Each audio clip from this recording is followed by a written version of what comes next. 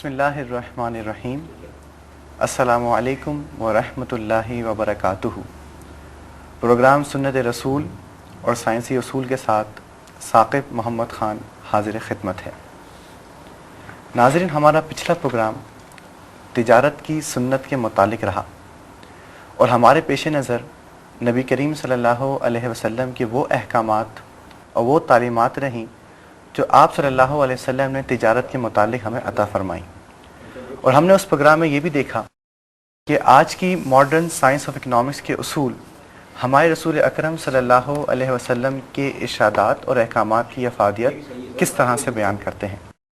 آج کے پروگرام میں انشاءاللہ اپنے گفتگو کے اسی سلسلے کو ہم آگے لے کے چلیں گے اور کچھ مزید تجارت کے حوالے سے سیکھنے کی کوشش کریں گے۔ آج میرے ساتھ اسٹوڈیو میں موجود ہیں ممتاز عالم دین، خوبصورت انداز بیان اور ہم سب کے ہر دل عزیز مفتی محمد اکمل صاحب، اور ان کے ساتھ آج میرے ساتھ موجود ہیں اسٹیٹ بینک آف پاکستان کے اسلامک بینکنگ ڈپارٹمنٹ کے جوائنٹ ڈائریکٹر محمود شفقت صاحب۔ میں دونوں شخصیات کو خوش آمدید کہتا ہوں۔ ناظرین، ہماری جو گفتگو پچھلے پروگرام میں رہی اس میں ہم نے پہلے بات تو یہ سیکھی کہ چیزوں کے لین دین اور خرید و فروخت کو شریعت کی اصطلاح میں بیع کہا جاتا ہے، اور نبی کریم صلی اللہ علیہ وسلم نے ہمیں بیع کی کچھ شرائط بھی ارشاد فرما دی، اور پھر ہمیں یہ پتہ چلا کہ بیع کی اسلامی تعلیمات کے مطابق 4 اقسام ہوتی ہیں: بیع صحیح، بیع باطل، بیع فاسد اور بیع مکروہ۔ اس میں صرف بیع صحیح جو ہے وہ مستحب اور مسنون ہے، اور باقی جو بیع ہیں وہ ممنوع بیع کے زمرے میں آتی ہیں۔ انشاءاللہ آج کے پروگرام کا سلسلہ اسی سے ہم جوڑتے ہیں، کیونکہ ہماری آخری گفتگو بیع ممنوع کے حوالے سے ہوئی تھی۔ تو مفتی محمود صاحب یہ بتائیے کہ ممنوع بیع جن کو اسلام نے ممنوع قرار دیا گیا، آج کے دور میں کہاں کہاں رائج ہیں، اور جہاں رائج ہیں تو اس کے اثرات انسان کی دولت پہ اور ملک پہ کیا اثر انداز ہوتے ہیں؟ بہت شکریہ جی۔ آج کے دور میں، جیسے کہ پچھلے پروگرام میں بات ہوئی کہ حرام اشیاء کی تجارت جو ہے، ایک تو وہ کچھ جگہ پہ یا کچھ ممالک میں خاص طور پہ یہ رائج ہے، اور وہاں جہاں جہاں ان کی تجارت کھلے عام ہوتی ہے وہاں ان کی وجہ سے جو اخلاقی برائیاں ہیں وہ بھی عام ہیں، اور جہاں اسلام نے ان کی تجارت کو ممنوع قرار دے کر یہ بتا دیا کہ یہ چیزیں ان کی ٹرانزیکشن جو ہیں وہ ہی ختم کر دیں، تو لہذا ان کا پھیلاؤ وہ بھی نہیں ہو سکتا۔ اب حرام اشیاء کے بارے میں اگر تھوڑی سی تفصیل میں جایا جائے تو یہ زیادہ تر اکثر وہ چیزیں ہیں کہ جو اینٹی سوشل ہیں، جو معاشرے کے لیے نقصان دہ ہیں۔ مثال کے طور پر شراب، یہ معاشرے کے لیے ایک نقصان دہ چیز ہے، اور اس پر بہت سارے آپ امریکہ کا ریکارڈ دیکھ لیں کہ وہاں پہ سب سے زیادہ جو ایکسیڈنٹس ہوتے ہیں وہ ڈرنکنگ کی وجہ سے ہوتے ہیں۔ تو اگر یہ شراب کی تجارت ہی اگر فرض کریں وہاں پر ممنوع قرار دے دی جائے، کوئی شراب پیے ہی نہیں تو وہ ایکسیڈنٹس رک جائیں گے۔ تو اس طرح سے دین نے ان چیزوں کو ان کی جڑ ہی کاٹ دی، اور اس کی وجہ سے دین جو ایک اور مقصد جو دین کا ہے وہ معاشرے کے اندر ہم آہنگی اور ہارمنی کا قیام ہے۔ تو یہ جتنی بھی ممنوعہ بیع ہیں ان سے معاشرے کے اندر کانفلکٹ پیدا ہوتا ہے۔ ٹھیک، مثال کے طور پر اگر کسی چیز کی قیمت کا تعین نہ کیا جائے، قیمت کا تعین کیے بغیر کوئی چیز فروخت کر دی جائے تو یہ بیع ممنوع ہے۔ ٹھیک ہے۔ تو اب اگر یہ چیز اس طرح سے بیع ہونے لگے کہ قیمت کا تعین کیے بغیر، تو اس سے آپس میں جھگڑے پیدا ہوں گے، معاشرے میں ہم آہنگی نہیں رہے گی۔ تو اسلام نے ان چیزوں کو ختم کرنے کے لیے یہ اقدام اٹھایا کہ یہ ساری جو ممنوع بیع ہیں ان کو ممنوع قرار دیا۔ ایک طرح کی جو بیع اسلام نے حلال کی وہ معاشرے کی اصلاح کا باعث ہیں، اور جن بیع سے اسلام نے ممانعت ارشاد فرما دی وہ معاشرے کے بگاڑ کا باعث ہیں۔ تو پتہ یہ چلتا ہے، بات دوبارہ وہیں آ کے رکتی ہے کہ نبی کریم صلی اللہ علیہ وسلم کی اتباع اور پیروی، اس کے فوائد صرف آخرت تک محدود نہیں، اس کے فوائد صرف آخرت مرنے کے بعد ہی انسان کو نہیں ملتے، کہ جو شخص بھی نبی کریم کی پیروی کرے گا کسی بھی حوالے سے کرے گا تو دنیا میں بھی اس سے مستفیض ہوگا۔ مفتی صاحب، خیار کے متعلق میں پوچھنا چاہوں گا، خیار رویت ہوتی ہے، خیار عیب ہے، خیار شرط ہے، تو یہ خیار کے متعلق کوئی ارشاد فرمائیں، یہ اس کی کس حوالے سے تعلیمات ہمیں ملتی ہیں؟ اعوذ باللہ من الشیطان الرجیم، بسم اللہ الرحمن الرحیم۔ سب سے پہلے تو خیار کا مطلب ہمیں جاننا چاہیے۔ خیار کہتے ہیں اختیار کو۔ جب ایک شخص کوئی اپنی چیز بیچتا ہے اور ایک شخص اس سے وہ چیز خرید رہا ہے تو بسا اوقات شریعت ان دونوں کو کچھ اختیارات دیتی ہے، اور ان اختیارات دینے کے مقاصد انشاءاللہ ان کی تعریفات سے ظاہر ہو جائیں گے کہ شریعت خریدنے والے اور بیچنے والے دونوں کو کچھ نہ کچھ تحفظ فراہم کرنا چاہتی ہے۔ لہذا ایک تو خیار ہوتا ہے جس کو ہم کہتے ہیں خیار شرط۔ خیار شرط کا مطلب یہ ہوتا ہے کہ بیچنے والا یا خریدنے والا بسا اوقات آپس میں یہ شرط لگا لیتے ہیں کہ اگر ہمیں یہ بعد میں چیز پسند نہیں آتی تو ہم واپس کر دیں گے۔ ٹھیک۔ اس کا اختیار جو ہوتا ہے 3 دن تک ہوتا ہے۔ اس کی وجہ یہ ہوتی ہے کہ بسا اوقات ایک بیچنے والا چیز بیچتا ہے اور سامنے جو اس کو گاہک ملتا ہے وہ بہت اچھا ہے۔ اب وہ سوچتا ہے کہ اگر یہ گاہک نکل گیا تو ہو سکتا ہے مجھے بعد میں ایسا گاہک اچھا نہ ملے، تو پھر وہ اس کو سمجھ لیں اپنا بونڈ کرنے کے لیے کہہ دیتا ہے کہ بھئی ٹھیک ہے، یہ میں آپ کو چیز بیچ دوں گا لیکن مجھے 3 دن کا آپ اختیار دے دیں۔ تو اس طرح وہ مشتری یعنی جو بیچنے والا ہے، خریدنے والا ہے، وہ اس کے ساتھ وابستہ بھی ہو جاتا ہے، بونڈ ہو جاتا ہے، اور وہ پھر بعد میں سوچ بچار کر کے اس کو چیز دے یا نہ دے اس کو اختیار ہوتا ہے۔ اسی طرح خریدنے والا جو ہوتا ہے بسا اوقات وہ دیکھتا ہے چیز بہت اچھی مل گئی، پیسے بھی اس کے پاس ہیں نہیں، یا وہ چاہتا ہے میں مشورہ کر لوں، اور ابھی اگر وہ منع کر دیتا ہے تو پھر یہ چیز اس کے ہاتھ میں نہیں آئے گی، تو وہ چیز کو روکنے کے لیے بعض اوقات پھر اس طرح بیچنے والے سے کہہ دیتا ہے کہ جی میں سوچوں گا 3 دن تک، آپ یہ لیکن میرے لیے رکھ لیں۔ تو اب ان دونوں کو اختیار ہوگا، یعنی اگر بیچنے والے نے اختیار لیا ہے تو اس کو 3 دن تک اختیار ہوتا ہے، یا خریدنے والے نے اختیار لیا ہے تو اس کو 3 دن تک کم از کم اختیار ہوگا کہ یہ اس چیز کو لیں یا منع کر دیں۔ ایک سے زیادہ شرائط کو شامل کر سکتے ہیں؟ جیسے خیار شرط ہم بتایا کہ یہ شرط کی کہ 3 دن کے بعد میں لے لوں گا، اور اس کے علاوہ اگر یہ ہو تو بھی میں لے لوں گا، یعنی اس مختلف شرطوں کو جمع کر کے اس میں شامل مطلب یہ جو خیار شرط ہے اس کی تو صرف اتنی تعریف ہے کہ وہ 3 دن زیادہ سے زیادہ مقرر کر سکتے ہیں، اس سے زیادہ نہیں، کیونکہ پھر شریعت یہ پسند نہیں کرتی۔ اب جیسے میں حضرت سے کوئی چیز لے رہا ہوں اور میں بولوں اچھا میں سوچ کے آپ کو بتاؤں گا یا بیچے گا نہیں، اب اگر وقت کی کوئی مطلب مقدار مقرر نہ کی جائے تو اب میں 3 مہینے 4 مہینے 5 مہینے لگا دوں تو یہ تو وہ بیچارے پھنس گئے۔ تو اس لیے زیادہ سے زیادہ 3 دن ہے، اور کم از کم کی کوئی حد نہیں ہے، میں 1 گھنٹے میں آ کے آپ کو جواب دے دوں، 2 دن میں دے دوں، لیکن 3 دن کے اندر مثلا میں نے ان سے کوئی چیز خریدنی ہے اور 3 دن کا میں نے اختیار لیا، اب میں 3 دن کے بعد نہیں آیا یا 3 دن تک نہیں آیا تو اب ان کو اختیار ہوگا اس چیز کو کہیں اور بیچ سکتے ہیں، لیکن اگر میں نے خیار شرط حاصل کیا اور ابھی 3 دن نہیں گزرے تو یہ بیچ نہیں سکیں گے۔ پھر ان کا بیچنا ممنوع ہوگا؟ ہاں، یہ بیچنا ممنوع ہوگا، بیچیں گے تو وہ بے نافذ نہیں ہوگی، وہ میری اجازت پر گویا کہ موقوف رہے گی۔ دوسرا خیار تعین ہوتا ہے۔ خیار تعین کا مطلب یہ ہوتا ہے کہ بسا اوقات انسان ایک سے زیادہ چیزیں اس کے سامنے ہوتی ہیں اور وہ کسی ایک غیر معین شے کو خرید لیتا ہے۔ مثلا آپ نے 3 آئٹم مجھے دکھائے کسی چیز کے، بھی آپ یہ لے لیں، میں نے کہا میں لیتا ہوں، لیکن اب مجھے اختیار حاصل ہوگا کہ میں ان میں سے کسی ایک کو چوائس کر لوں، تو اس کو خیار تعین کہتے ہیں کہ اگر بالفرض میں نے پہلے کوئی چیز کا انتخاب نہیں کیا تھا تو مجھے 3 دن تک، اس میں بھی ایسے ہوتا ہے کہ 3 دن تک مجھے اختیار ہوگا میں ان میں سے کسی بھی چیز کو لے لوں۔ اسی طرح یہ اصل میں ہوتا ہے خریدنے والے کا اختیار ہوتا ہے، اور یہ بھی ہو سکتا ہے کہ یہ اختیار میں بیچنے والے کو سونپ دوں کہ بھئی 3 دن بعد میں لوں گا، ان 3 چیزوں میں سے کوئی ایک لوں گا اور آپ کو اختیار ہوگا کوئی سی مجھے دے دیجیے گا، میں ان کو اختیار میں بھی دے سکتا ہوں۔ یہ خیار تعین ہوتا ہے، یعنی کسی ایک چیز کو معین کرنے کا اختیار، یعنی چوائس کے متعلق ہے پورا۔ یہ جب اس وقت ہوتا ہے جب چیزیں کافی ہوں اور ہم سب نہیں خریدنا چاہتے، ان میں سے کوئی ایک آدھ لینا چاہتے ہیں، اور تو بعد میں ہم اس میں خیار تعین شامل کر سکتے ہیں۔ ایک خیار رویت ہوتا ہے۔ خیار رویت کا مطلب یہ ہوتا ہے کہ اس کو رویت مانے ہوتا ہے دیکھنے کا اختیار۔ بعض اوقات ایسا ہوتا ہے کہ ہم بغیر دیکھے کوئی چیز خرید لیتے ہیں،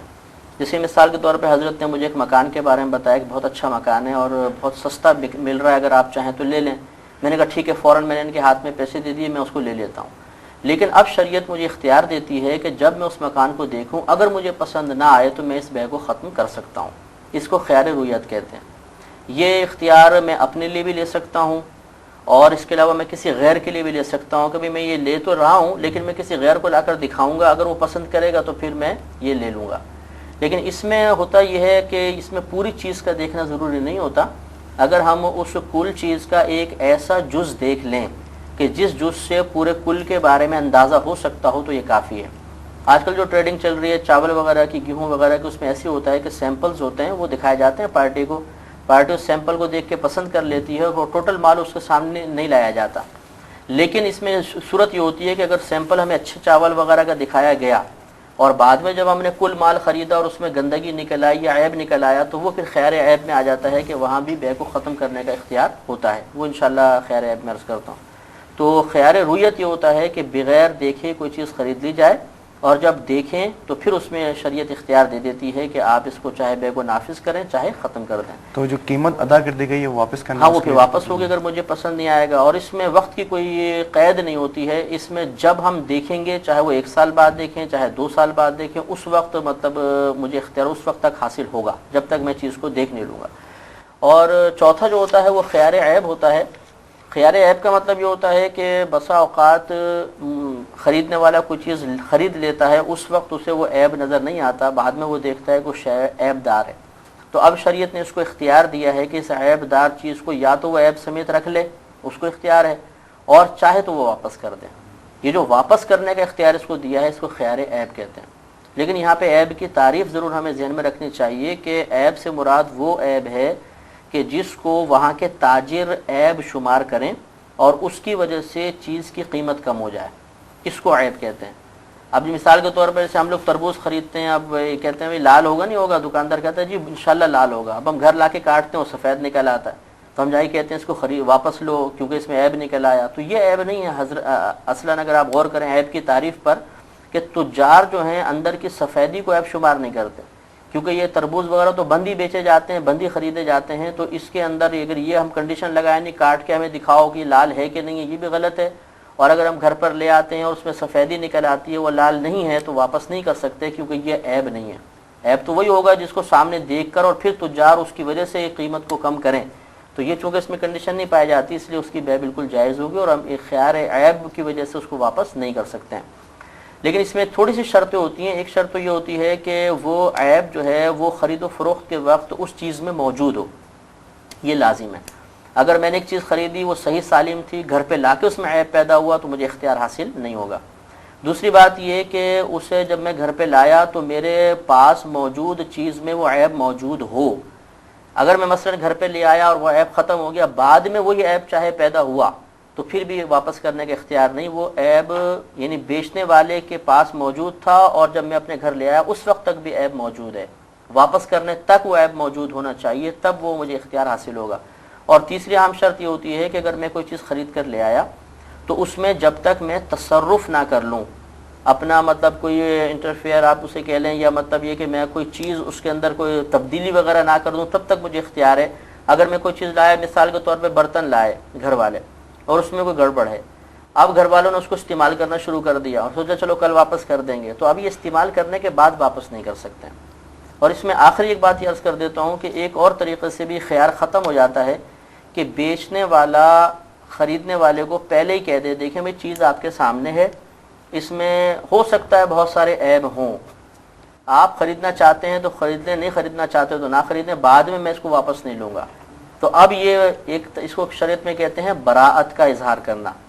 تو اب اگر وہ خریدنے والے نے خرید لیا تو اس کو بعد میں اختیار حاصل نہیں ہوگا. اگر عیب نکل بھی آیا تو اب اس کو جو بیچنے والا ہے اسے اس چیز کو واپس لینے بھی ضروری نہیں ہے، نہ وہ پیسے واپس کر سکتے. اچھا، یہاں پہ جو اپنی یہ اقسام بتائیں تو اس کا کہنا ضروری ہے یا یہ عام انڈرسٹوڈ ہوتے ہیں کہ اگر خیر عیب ہے، ایک چیز میں نے خریدی اس میں عیب بعد میں نظر آیا تو پہلے ڈائلاگس ایسے نہیں ہوئے تھے تو کیا وہ چیز واپس کی جا سکتی ہے؟ یہ تمام باتیں یہ انڈرسٹوڈ ہوتی ہیں پہلے سے؟ نہیں ایسا نہیں، ہاں انڈرسٹوڈ ہوتی ہیں، صحیح آپ کہہ رہے ہیں. مسئلہ اس میں یہ ہوتا ہے، دیکھیں یہ ترتیب ہم یوں بنا لیتے ہیں. ایک تو ہے کہ بیچنے والے نے یہ پہلے برات کا اظہار کر دیا کوئی بھی عیب ہوگا تو میں واپس نہیں کروں گا، یہاں تو واپس نہیں کر سکتے، ٹھیک ہے نا. دوسری صورت یہ ہے کہ وہ بالکل خاموش رہا، چیز کو بیچ دیا، تو اب اس کو بیچنے والے خریدنے والے کو اختیار رہے گا واپس کر سکتا ہے اگر عیب نکل آئے تو. تیسری صورت یہ ہوتی ہے کہ عیب موجود تھا، برات کا اظہار نہیں کیا اور اس نے چپکے سے اس کو دے دیا،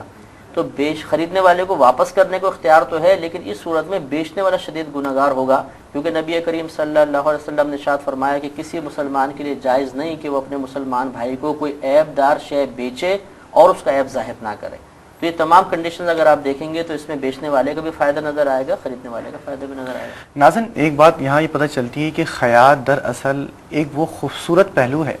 جو اسلامی تجارت ہمیں عطا فرماتی ہے. یہ تجارت ظاہر ہے جو بھی شخص کوئی چیز خریدتا ہے یا جو بھی کوئی شخص کوئی چیز بیچتا ہے, دونوں کی خواہش یہ ہوتی ہے کہ ہمیں تحفظ ہو, ہماری جو بزنس ہے, ہمارا جو کاروبار ہے, اس میں ایک اختیار کی صورت ہمیں حاصل ہونی چاہیے. اور یہاں پہ دو میں خاص طور پر ذکر کرنا چاہوں گا. خیار ایپ کہ جس کے بارے میں یہ ہے کہ اگر کوئی ایپ خریدنے کے بعد معلوم چلے اور وہ ایپ پہلے سے موجود ہو تو یہ خریدنے والے کا حق ہے کہ وہ واپس جائے, اس کو واپس کر دے, اور بیچنے والے کے لیے لینا یہ ضروری ہے. اس کے علاوہ خیار رویت ایک بہت خوبصورت چیز ہے کہ کوئی اچھی چیز آپ کو نظر آئی اور آپ نے سودا تو کر لیا, اور لیکن بعد میں آپ کو دیکھنے کے بعد پتہ چلا کہ وہ چیز دراصل وہ چیز نہیں ہے, تو اسلامی تجارت یہ اجازت دیتی ہے کہ آپ اس کو ختم کر دیں, اپنے پیسہ واپس لے لیں. یہ خوبصورتی جو ہمیں نبی کریم نے عطا فرمائی ہے, آئیے دیکھتے ہیں کہ اکنامکس اس حوالے سے کیا کہتی ہے. یس محمود صاحب یہ بتائیے کہ یہ جو خیار کی جو شرائط ہیں, جو اقسام ہیں, کیا یہ موجودہ میں کہیں رائج ہیں؟ جی بالکل, وہاں یہ چیزیں جو ہیں یہ بالکل عام طور پر رائج ہیں. اور مثال کے طور پر مجھے ایک وہاں کے امریکہ جانا ہوا, وہاں ایک بڑے ڈپارٹمنٹل سٹور میں گیا, وہاں سے میں نے کچھ صابن خریدے, لیکن بعد میں مجھے معلوم ہوا کہ ان میں سور کی چربی جو ہے وہ استعمال کی گئی. تو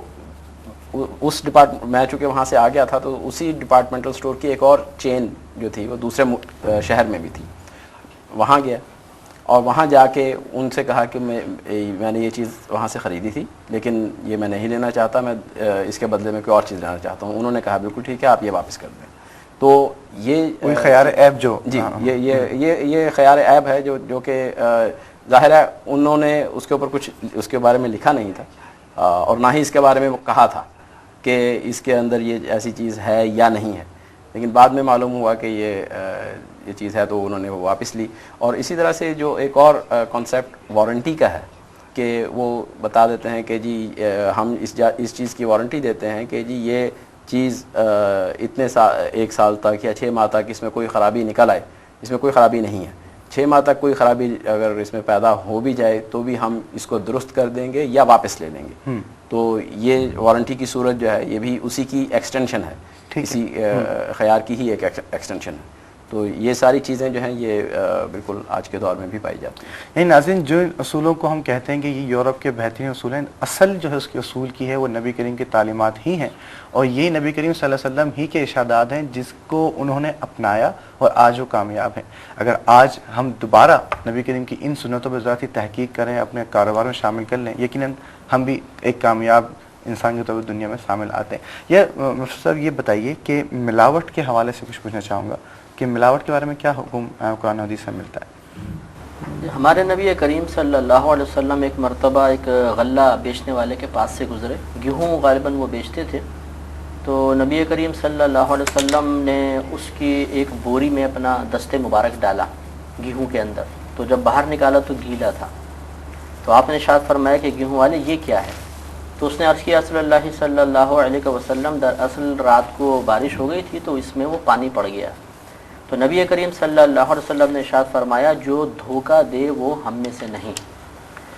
تو حالانکہ ان صحابی نے دھوکہ دینے کی نیت نہیں کی ہوگی, نہ نبی کریم صلی اللہ علیہ وسلم کا یہ کہنے کا مقصد تھا کہ تم دھوکہ دے رہے ہو, بلکہ یہ ہماری تعلیم کے لیے تھا, کیونکہ ان صحابی نے یہ قیاس کیا ہوگا کہ چونکہ خود میں نے تو ملایا نہیں ہے اور اوپر سے وہ خشک بھی ہو گیا ہے تو اس لیے شاید میری گرفت نہیں ہوگی. لیکن نبی کریم صلی اللہ علیہ وسلم نے ان سے ایک جملہ یوں بھی ایک روایت میں آتا ہے کہ تم نے اس کو اوپر کیوں نہیں کر دیا تاکہ لوگ اس کو دیکھ لیتے. تو اس سے معلوم ہوا کہ شریعت اس بات کو پسند نہیں کرتی ہے کہ ملاوٹ کر کے لوگوں کو دھوکہ دیا جائے.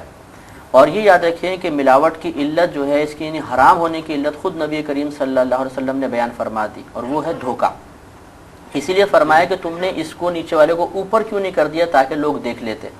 اس سے استدلال فقہاء اعظام نے یہ کیا ہے کہ اس کا مطلب یہ ہے کہ اگر کوئی کسی شے میں ملاوٹ کرتا ہے اور وہ ملاوٹ والا معاملہ لوگوں پر کسی بھی لحاظ سے خود منکشف ہو جائے یا وہ منکشف کر دے تو پھر وہ دھوکہ دینے والی علت ختم ہو جائے گی. لہذا بالفرض اگر کوئی دودھ میں پانی ملاتا ہے کسی بھی وجہ سے اور وہ سیل کرتے ہوئے سامنے گاہک کو کہہ دیتا ہے کہ بھئی میں نے اتنے % اس میں پانی ملایا ہوا ہے, اب آپ خریدتے ہیں تو آپ کی مرضی, ورنہ نہ خریدیں تو بھی آپ کی مرضی. تو اب یہ دھوکہ دینا نہ رہا.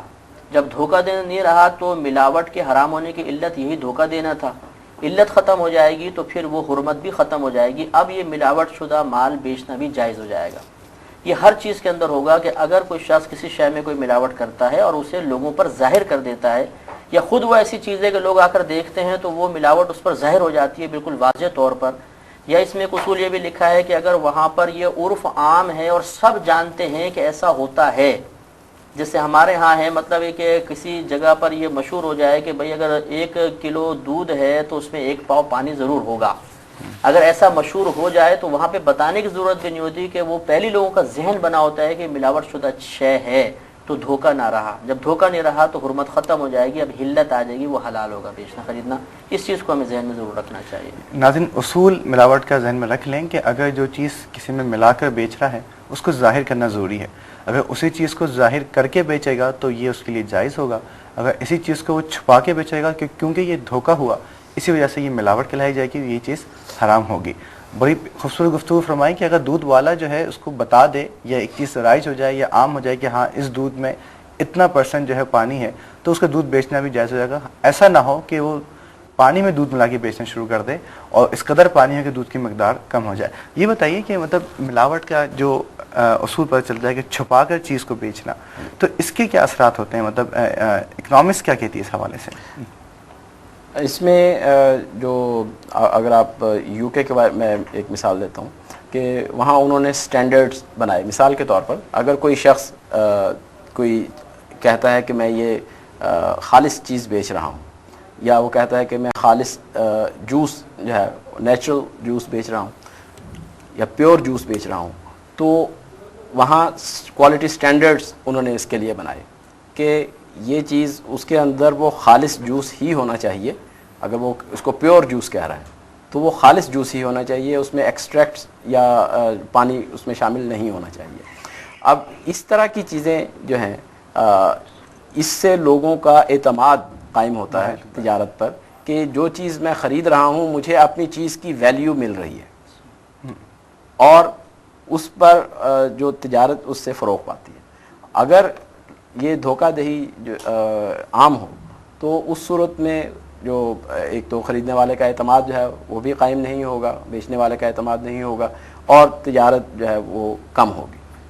تو یعنی یہ وہی اصول نبی کریم نے ارشاد فرمایا کہ جو چیز ظاہر کر دو, بتا دو جو تم بیچ رہے ہو. جی. اچھا یہ بتائیے ISO سرٹیفکیشن یہ چیز کیا ہوتی ہے؟ ISO سرٹیفکیشنز جو ہیں وہ یہ انٹرنیشنل اسٹینڈرڈ آرگنائزیشن ہے, اور انہوں نے مختلف پروسیسز کے لیے کچھ سٹینڈرڈز بنائے ہیں, انٹرنیشنل سٹینڈرڈز ہیں. اور یہ سٹینڈرڈز یہ مختلف اداروں میں, مثال کے طور پر ایک ٹیکسٹائل فرم ہے تو اس کے لیے انہوں نے مختلف سٹینڈرڈز بنائے ہیں کہ ان کی جو ان کے ہاں مشینری جو ہے وہ کس قسم کی ہونی چاہیے, مینجمنٹ اس کی کیسی ہونی چاہیے, ان کے سسٹمز کیسے ہونے چاہیے. تو یہ سسٹمز کوالٹی کو انشور کرتے ہیں. تو جو فرم اس کچھ فرمز جو ہیں اس کی باقاعدہ آڈٹ کرتی ہیں جا کے, اور وہ اس کا سرٹیفائی کرتی ہیں کہ یہ جو بین الاقوامی سٹینڈرڈز ہیں ان کے طریقے اور ان جو ہیں اور مشینری وغیرہ یہ اس کے ان سٹینڈرڈز کے مطابق ہے. تو ISO سٹینڈرڈز پر جو چیز پوری اترتی ہے WTO کے تحت وہ چیز ایکسپورٹ ہو سکتی ہے. اور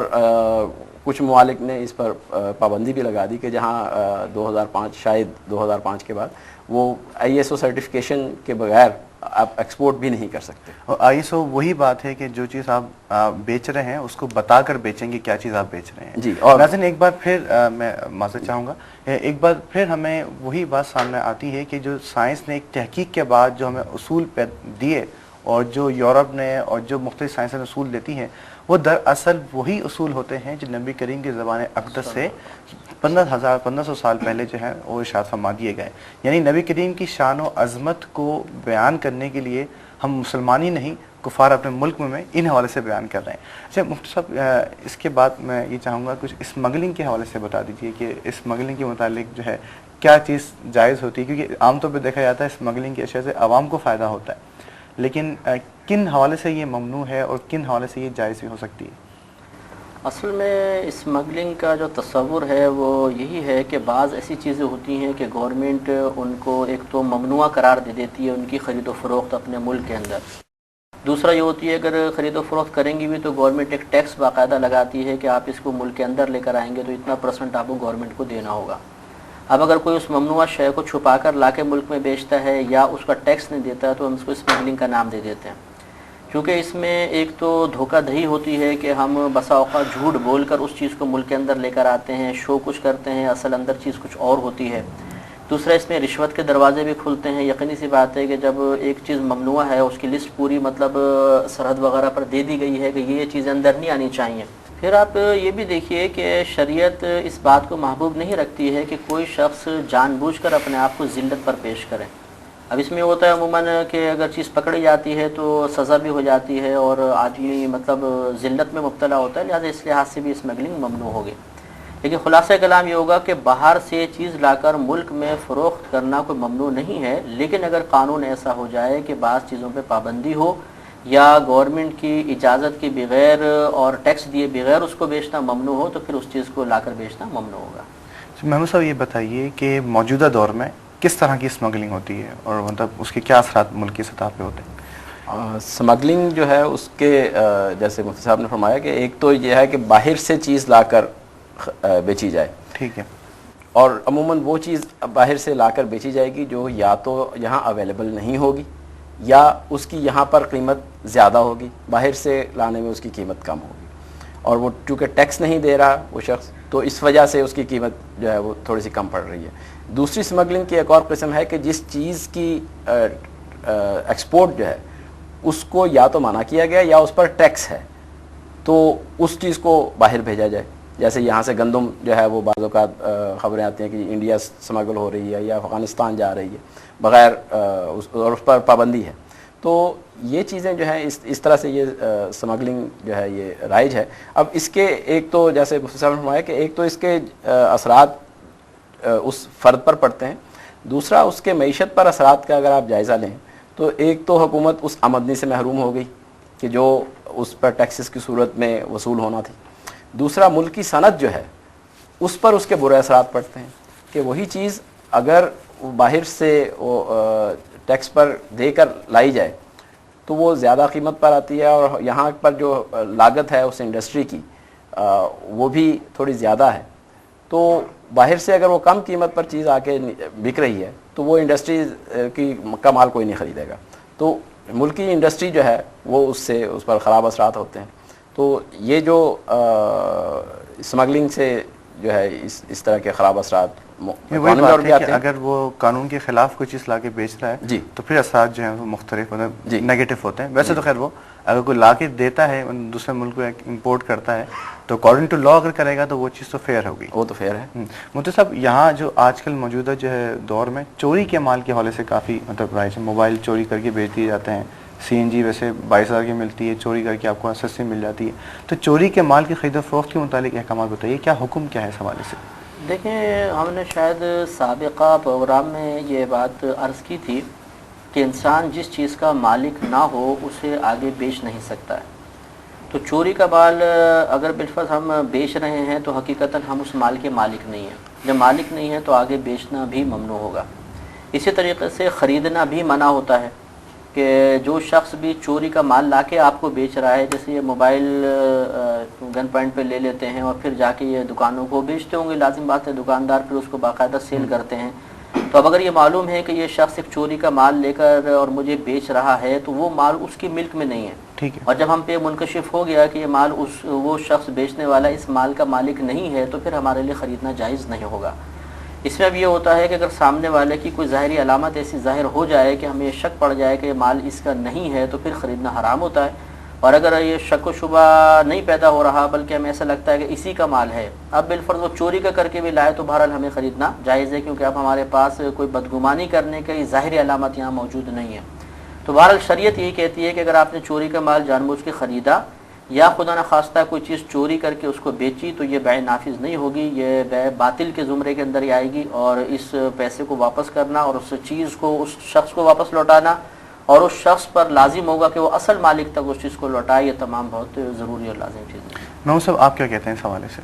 اس حوالے سے دیکھیں چوری کی جو اشیاء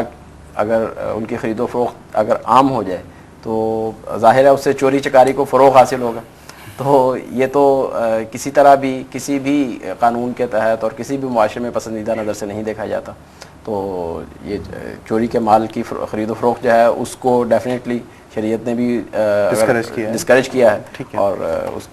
یہ نہیں ہونی چاہیے. ناظرین یہاں ذرا سی ہمت چاہیے. آپ کو پتہ ہے کہ موبائل جو عام طور پہ 6000 کا ہے مل رہا ہے 2000 میں, لیکن اب یہ معلوم ہو چکا کہ آپ کو پتہ ہے کہ وہ چیز ہے چوری کی, تو ہمت کر کے چوری کے مال کو نہ خریدیں اور ہر چیز وہی خریدیں جو جائز ہے, تاکہ استعمال میں کی برکتیں آپ کو حاصل ہو جائیں. یہاں میں ایک اور آپ سے پوچھنا چاہوں گا اسی حوالے سے, جو موجودہ ٹرینڈ پائے جاتے ہیں قسطوں میں بہت اشیاء ملتی ہیں, تو قسطوں کے حوالے سے پہلے بتائیے کون کون سی جو ٹرمنالوجیز اور کون کون سی ٹرمس ہمارے پاس سامنے آئی ہوئی ہیں, اور تو کہاں کہاں اس کو مطلب اپلیکیبل ہیں یہاں. قسطوں کے حوالے سے ایک تو گھریلو اشیاء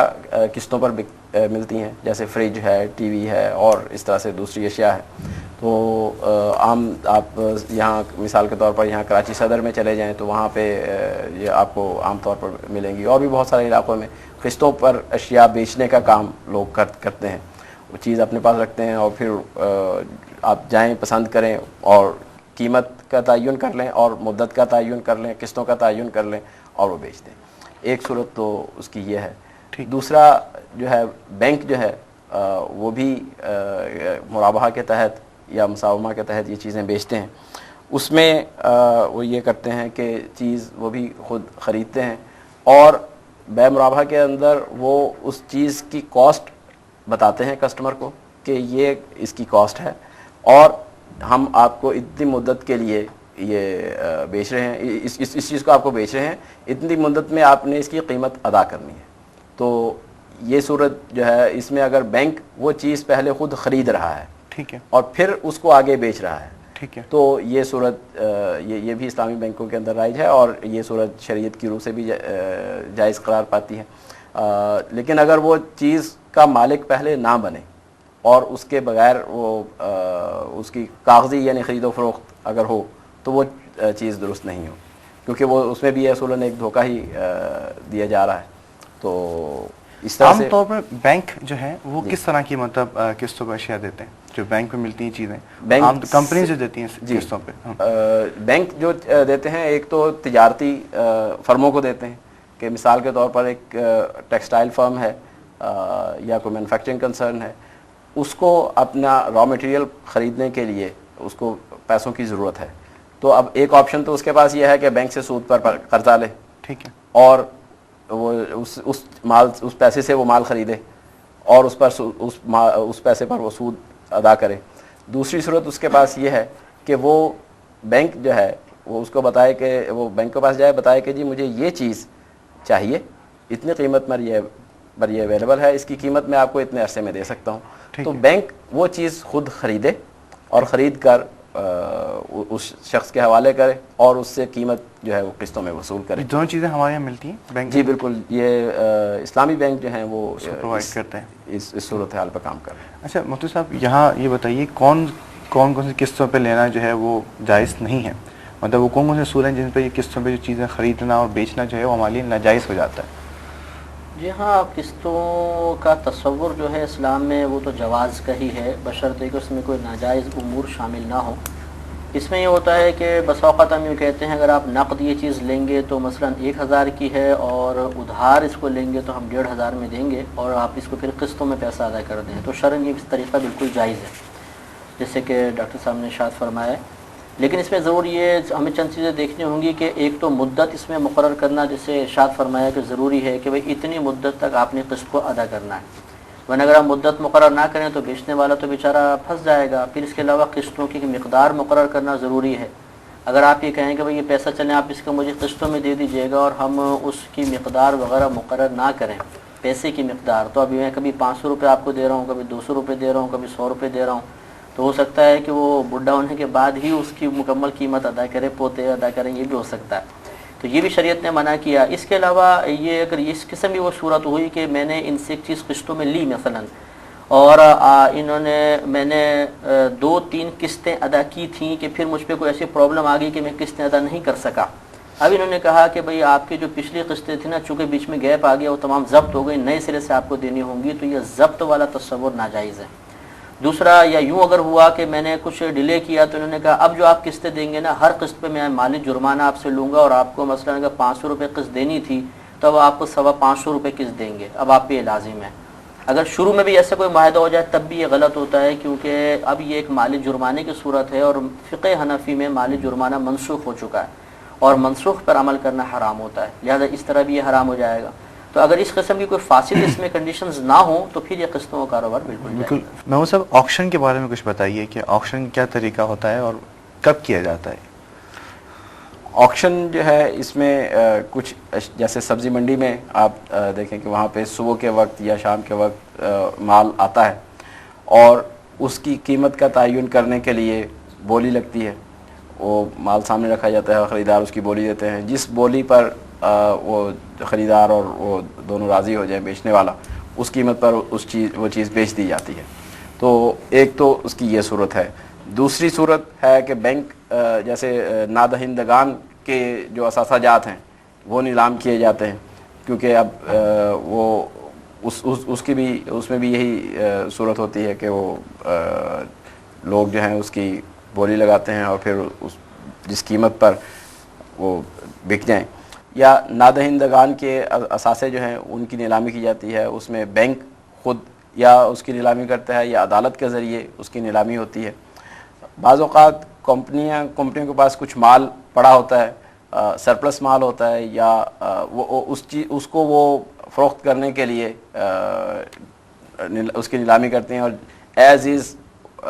ویئر از کی بیسس پہ کہ جیسا ہے جہاں ہے اس کی بیسس پر اس کی نیلامی ہوتی ہے۔ تو اس میں ایک ایک چیز کو چونکہ وہ فروخت کرنا اس میں ٹائم زیادہ لگتا ہے، تو یہ سرپلس چیزیں ہیں تو وہ ایک ہی بار میں ساری وہ فروخت کرنے سے ان کی کاسٹ کم آتی ہے، تو اس لیے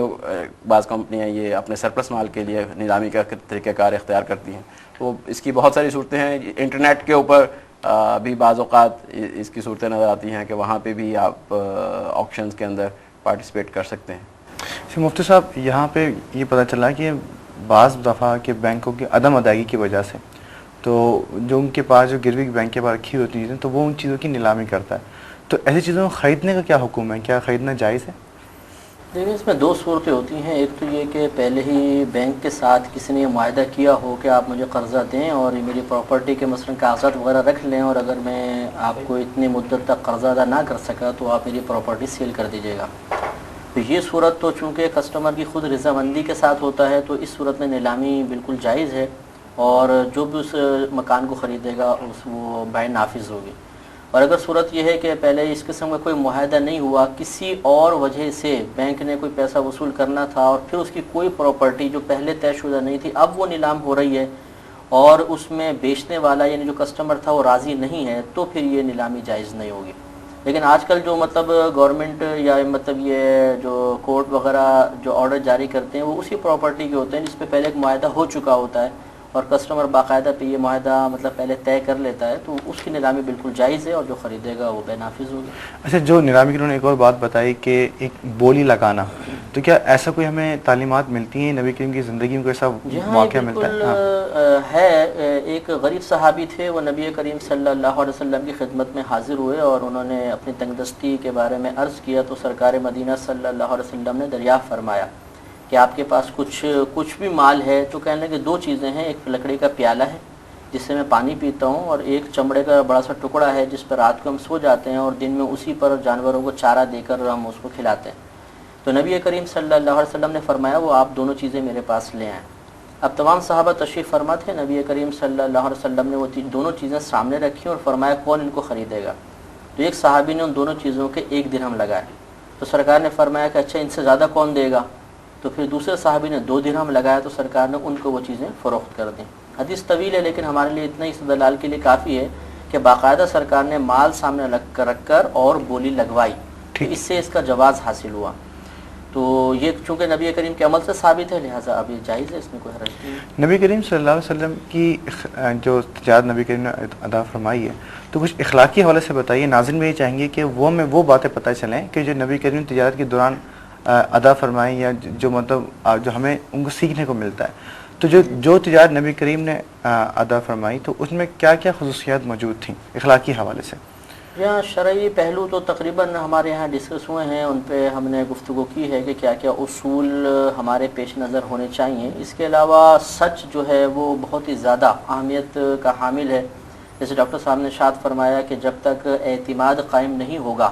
تو تجارت کو فروغ نہیں مل سکتا. اگر ہم غلط بیانی کے ذریعے اپنا مال باہر بھیجیں گے اور وہ جھوٹ کی آمیزش کے ساتھ ہوگا اور پھر وہ جھوٹ منکشف ہوگا تو لازم بات ہے کہ اعتماد متزلزل ہو جائے گا. تو سب سے جو پہلی مین چیز ہے وہ ہمارے نبی کریم صلی اللہ علیہ وسلم کی تجارت میں سچ ہے.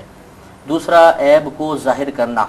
کہ عیب چھپا کر نہ بیچا جائے، ملاوٹ کے ساتھ نہ ہو، اگر ہو تو اس کو ظاہر کیا جائے. اس کے علاوہ ویسے تو منافع کی کوئی مقدار شریعت نے مقرر نہیں کی، آپ جتنا مرضی منافع اس پہ لے سکتے ہیں، لیکن شریعت نے ایسی تعلیمات ضرور دی ہیں کہ مسلمانوں کی ضروریات سے ناجائز فائدہ اٹھا کے منافع بہت زیادہ نہ مقرر کیا جائے. اسی لیے ذخیرہ اندوزی کو منع کر دیا گیا کہ ذخیرہ اندوزی کی جو ممانعت کی وجہ ہے وہ وہی ہے کہ قحط کے زمانے میں مال کو روک لینا اور پھر جب ریٹ بہت زیادہ بڑھ جائیں اور لوگوں کو اس چیز کی شدید ضرورت بھی ہو، جیسے غلہ وغیرہ ہوتا ہے، تو پھر اس کو مارکیٹ میں لانا اور پھر لوگوں سے زیادہ نفع وصول کرنا، اس کو شریعت شدید شدت سے ناپسند کرتی ہے. اس کے علاوہ قسمیں کھانے سے نبی کریم صلی اللہ علیہ وسلم نے تجارت میں منع فرمایا، کیونکہ یہ بھی اعتماد کو متزلزل کرتی ہے. کیونکہ قسم کھانے والا دو حال سے خالی نہ ہوگا، وہ سچی قسم کھا رہا ہے یا جھوٹی کھا رہا ہے. اگر سچی قسم کھا رہا ہے تو یہ بھی ہو سکتا ہے کہ واقعی جو اس نے قسم کھائی اس کو خود نہیں پتا کہ میں جھوٹ بول رہا ہوں. اپنے مال کے بارے میں کہا خدا یہ قسم بالکل بہترین مال ہے، اور اس کو خود نہیں پتا تھا کہ اس میں ایک عیب موجود ہے. اب اگر وہ گاہک پر منکشف ہو جاتا ہے تو لازم بات وہ ہے کہ وہ کہے گا آپ جھوٹ بول رہے تھے. اس سے بھی یعنی سچی قسم کھانے سے بھی اعتماد ڈاواڈول ہو سکتا ہے، اور جھوٹی کھائے گا تو وہ تو بدرجولہ سرکار نے بالکل منع فرمایا کہ تجارت میں قسم کھانے سے مال تو بک جاتا ہے لیکن برکت ختم ہو جاتی ہے. اس کے علاوہ دیگر جتنے بھی امور ہیں کہ انسان دھوکہ دہی وغیرہ بالکل بھی نہ کرے اور سستہ لہجہ ہے. اور اس کے علاوہ ایک جو بہت ہی اہم چیز یہ ہے کہ اگر کوئی خریدنے والا مثال کے طور پہ تنگ دست ہے تو ہماری شریعت اس کو مہلت دینے کی ترغیب دیتی ہے. نبی کریم صلی اللہ علیہ وسلم نے یہاں تک بیان فرمایا کہ اگر آپ کوئی چیز بیچیں، مفہوم ہے حدیث پاک کا، اور سامنے والا تنگ دست ہے، فوراً وہ پیسے نہیں دے سکتا، اور آپ اسے اگر مہلت دیں گے تو اللہ تبارک و تعالیٰ بروز قیامت آپ کے ساتھ آسانی فرمائے گا. اسی طرح بعض اوقات قرضہ ہوتا ہے کہ لوگ ادھار چیز خرید لیتے ہیں، ان کے پاس پیسہ نہیں ہوتا، تو پھر اس قرض دار کو مہلت دینے کا حکم ہے کہ آپ اس کو مہلت دیں تاکہ وہ ہمارا مسلمان بھائی ٹینشن میں مبتلا نہ ہو اور پھر وہ کوئی منفی سوچ لے کر غلط کاموں کی طرف نہ بڑھ جائے. تو یہ چند اصول ہیں جن کا ہم دھیان رکھیں گے تو اخلاقی اعتبار سے ہماری بے بھی بہت اچھی ہوگی اور ایک دوسرے پہ اعتماد مضبوط ہوگا. جی محمود صاحب، یہ جو صداقت، امانت اور پورا تولنا اور اپنے ایپ کو ظاہر کر دینا اور خوش مزاجی جو ہے، تو ماڈرن جو مارکیٹ ہے اس پرسپیکٹو میں بتائیے کہ اس کے اثرات کیا ہوتے ہیں؟ اس میں اس کے دو پہلو ہیں. ایک تو آپ دیکھیں کہ بزنس ایجوکیشن جو آج کل دی جا رہی ہے ہارورڈ اسکول میں اور اسی طرح سے دوسرے جو بزنس بڑے اسکولز ہیں، ان کے اندر اب بزنس ایتھکس کو شامل کیا گیا ایک مضمون کے طور پر، کہ جو بھی آپ بزنس کریں تو اس میں ایتھیکل ویلیوز، اخلاقی پہلو جو ہیں، اور اخلاق جو ہیں وہ یونیورسل ہیں اور ہر جگہ یکساں ہیں کہ جھوٹ نہ بولنا، سچ بولنا، پورا تولنا اور امانت اور دیانت کا خیال رکھنا، یہ ساری چیزیں یہ اس کے اندر یہ سکھائی جاتی ہیں. اور اس کے علاوہ دوسرے پہلو سے غور کریں کہ جو آدمی سچ بول کر جو چیز بیچتا ہے اور اس کا اعتماد لوگوں پر قائم ہو جاتا ہے تو پھر اس صورت میں ہم کوشش کرتے ہیں کہ اسی سے وہ جا کے خرید و فروخت کریں، بجائے اس کے کہ جہاں ہمیں احتمال ہو کہ وہاں پہ ہمارے ساتھ دھوکہ دہی ہو سکتی ہے وہاں پہ ہم جانے سے کتراتے ہیں. لیکن جس دکاندار پر ہمارا اعتماد ہو کہ یہ سچ بولتا ہے تو اس کے پاس ہم جانا پریفر کرتے ہیں. تو جو دین نے نبی کریم صلی اللہ علیہ وسلم کی جو سنتیں ہیں تجارت کے بارے میں اور اخلاقی پہلو جو ان کا ہے،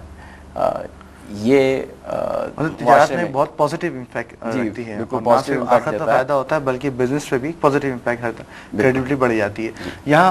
اختتام سے قبل میں ایک بہت اہم سود کے حوالے سے کچھ میں چاہوں گا کہ بہت اجمالا مختصراً بتا دیں کہ سود کے حوالے، کیونکہ آج تقریباً تجارت میں ایسا سبجیکٹ اس کو پڑھایا جاتا ہے، تو اسلامی تعلیمات اس حوالے سے کیا کہتی ہیں؟ مطلب سود شدت کے ساتھ منع کیا گیا ہے، اور بعض احادیث کریمہ میں اس کو اس طرح تعبیر کیا ہے جیسے کوئی اپنے سود لینا بالکل ایسا ہے جیسے کوئی اپنی والدہ کے ساتھ زنا کرے. تو اس سے اس کی ممانعت کی شدت کا اندازہ کیا جا سکتا ہے۔ اس میں اس کی ممانعت کی بڑی وجہ یہ ہوتی ہے کہ جب انسان سود لینا شروع کرتا ہے تو جو سود لے رہا ہے وہ تو طاقتور ہوتا چلا جائے گا، اور جو بیچارہ سود دے رہا ہے وہ زیر بار ہوتا چلا جائے گا۔ اس طرح ایک مخصوص طبقہ تو پروان چڑھتا رہے گا اور دوسرا طبقہ پستے ہی چلا جائے گا، تو عدم توازن پیدا ہوگا۔ اور اکنامکس میں عدم توازن کے اوپر بہت زیادہ ڈسکس کی جاتی ہے، جس کی وجہ سے معاشرے میں بہت زیادہ بگاڑ پیدا ہوتا ہے، جس کا نتیجہ بسا اوقات اخلاقی برائیوں کی شکل میں بھی نکلتا ہے کہ ایک شخص سود میں گرفتار ہے، وہ لازم بات ہے جائز طریقے سے اتنا زیادہ پیمنٹ نہیں کر سکتا، تو پھر اس کا ذہن نیگیٹو چیزیں سوچتا ہے کہ پھر اچھا چلو مجھے چھین کے بھی مال لینا چاہیے، میں کسی طرح اس بار سے نکلوں۔ تو پھر یہ جیسے نوجوان ہوتے ہیں یا عام آدمی بھی ہوتے ہیں، پھر ڈاکہ زنی، چوری چکاری، قتل و غارت تک نوبت پہنچ جاتی ہے۔ لہٰذا چونکہ سود کے بہت زیادہ منفی اثرات معاشرے میں مرتب ہوتے ہیں اور شریعت ہر اس چیز کو ناپسند کرتی ہے جس سے کوئی نیگیٹو اثر معاشرے میں پیدا ہو، تو سود کی اس لیے شدت کے ساتھ ممانعت کی گئی ہے۔ ناظرین، ہر موضوع ایسا ہے کہ جس میں ایک طویل تفصیل درکار ہے، لیکن وقت کی قلت کی وجہ سے اس کو ہم مختلف طور پہ مختلف حوالے سے ڈسکس نہیں کر سکتے۔ میں صرف آخر میں یہ کہنا چاہوں گا کہ نبی کریم صلی اللہ علیہ وسلم نے بھی تجارت اختیار فرمائی، اور اس خوبصورتی سے تجارت کی کہ آپ نے امین کا لقب لوگوں سے حاصل فرمایا۔ لیکن یہ بات پیش نظر رہے کہ نبی کریم کی تجارت کا جو منافع تھا اور نبی کریم کی تجارت کی جو اثرات تھے، ثمرات تھے، وہ ان کی ذات تک محدود نہیں تھے، بلکہ اس کے ثمرات اور اس کے منافع نے پورے مسلمانوں کو اپنے اندر لیا تھا۔ اور نبی کریم صلی اللہ علیہ وسلم کی جو تجارت کی جو منافع تھا، اس سے نہ صرف آپ کو فائدہ ہوا بلکہ مسلمان جو غریب تھے ان کو بھی نبی کریم صلی اللہ علیہ وسلم سے برابر کا شریک کیا۔ اور پھر یہی سنت نبی کریم صلی اللہ علیہ وسلم کی صحابہ کرام نے بھی اختیار فرمائی۔ حضرت عثمان رضی تعالیٰ عنہ، حضرت عبد الرحمن بن عوف رضی تعالیٰ عنہ، آپ کی جو تجارت تھی اس کا جو نفع تھا وہ آپ کی ذات تک محدود نہیں تھا، بلکہ مسکین اور غربا اور یتامہ جو تھے وہ آپ کی تجارت سے بالمشافہ اور ہر طرح سے مستفیض ہوتے تھے۔ آج کے پروگرام کا پیغام بھی یہی ہے کہ اللہ تبارک و تعالی ہمارے رزق میں کشادگی اور برکت عطا فرمائے، اور برکت کے بعد ہمیں دل کھول کر اپنی راہ میں خرچ کرنے کی توفیق عطا فرمائے۔ میں بہت شکر گزار ہوں مفتی صاحب آپ کا، نام شکوہ صاحب آپ کی گفتگو یقیناً ہمارے ناظرین کے لیے بڑی مفید رہی ہوگی۔ اللہ تبارک و تعالیٰ سے دعا ہے کہ اللہ تبارک و تعالیٰ ہمیں نبی کریم صلی اللہ علیہ وسلم کی ہر سنت کے ساتھ محبت عطا فرمائے، اور ہمیں نبی کریم صلی اللہ علیہ وسلم کی سنت کے مطابق اپنے کردار اور اپنے افعال کو ڈھالنے کی توفیق عطا فرمائے۔ انشاءاللہ اگلے پروگرام میں ایک اور سنت کے ساتھ پھر حاضر ہوں گے۔ اس وقت تک کے لیے اجازت۔ السلام علیکم ورحمۃ اللہ وبرکاتہ۔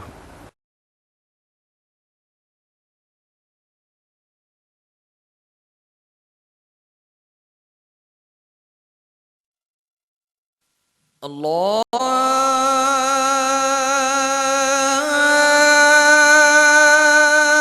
اکبر،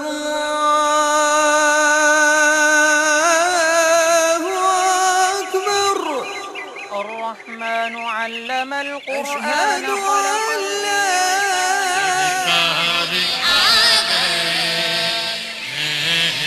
رحمت برس رہی ہے۔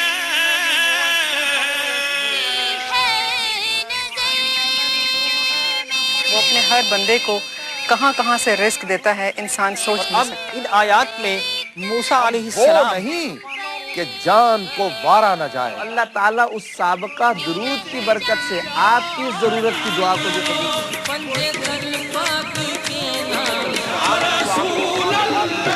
والعصر ان الانسان لفی خسر۔ الحمد للہ رب العالمین، اللہم صلی علی محمد وعلی آلہ وسلم۔ وابستہ تھے، مختلف علاقوں اور مختلف مذاہب۔ ويا سامع الدعاء والنجوى لا تحرمنا من بركات هذه الليلة المباركة، واجعلنا اللهم في بحار